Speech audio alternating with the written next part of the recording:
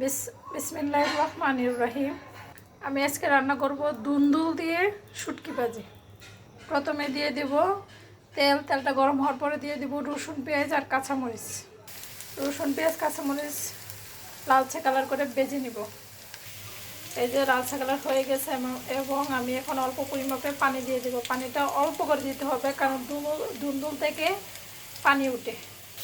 তারপর দিয়ে দেব শুটকি। এখন দেবো মরিচের গুঁড়ো, হলুদের গুঁড়ো, ধনিয়ার গুঁড়ো যে কোনো শুটকি তরকারি হোক ভাজি হোক অল্প করে দিবেন, নয়তো টেস্ট নষ্ট করে ফেলে। দিব স্বাদ মতো লবণ। সবগুলো মশলা একসাথে নেড়ে ছেড়ে